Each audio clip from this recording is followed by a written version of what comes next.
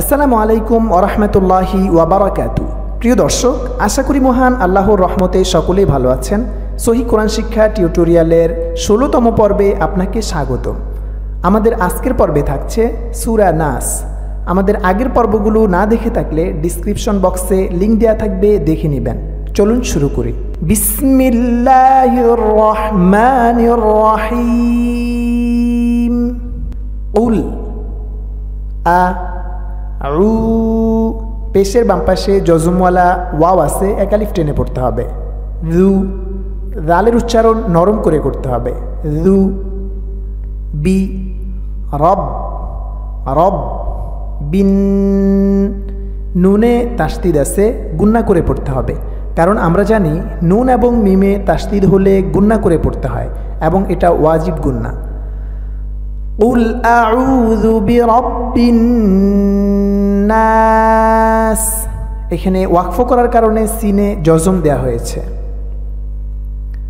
মা লি কিন, নুনে তাসদিদ হওয়ার কারণে গুন্না করে পড়তে হবে। না, জবরের বাম পাশে খালি আলিফ আছে, এক আলিফ টেনে পড়তে হবে।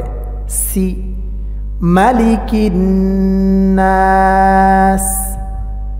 ই, লা, খাড়া জবর আছে, এক আলিফ টেনে পড়তে হবে। হিন নাস, এখানে এক আলিফ টানতে হবে এবং সিনে জজম দিয়ে পড়তে হবে ওয়াকফ করলে। ইলাহিন নাস।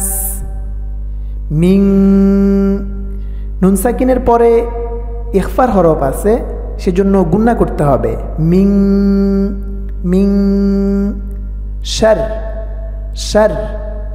রিল রিল। মিং শার রিল। ওয়াস ওয়াস। ওয়াসিল ওয়াস ওয়াসিল, এখানে জবরের বাম পাশে খালি একটা আলিফ আছে, সুতরাং এখানে এক আলিফ টেনে পড়তে হবে। ওয়াস ওয়াসিল। খন, নুনে তাসদিদ আছে, গুন্না করতে হবে এবং জবরের বাম পাশে খালি আলিফ আছে, এক আলিফ টানতে হবে। খন না সি, এখানে ওয়াকফ করলে সিনে জজম দিয়ে পড়তে হবে। মিন শাররিল ওয়াসওয়াসিল খান্নাস। আল লা রি, জেরের বাম পাশে জজমওয়ালা ইয়া আছে, এক আলিফ টেনে পড়তে হবে। ইউ, ইয়া এর উচ্চারণ শক্ত করে করতে হবে। ইউ। ওয়াস উই উই। সু ফি, জেরের বাম পাশে জজমওয়ালা ইয়া আছে, এক আলিফ টেনে পড়তে হবে। সু সু।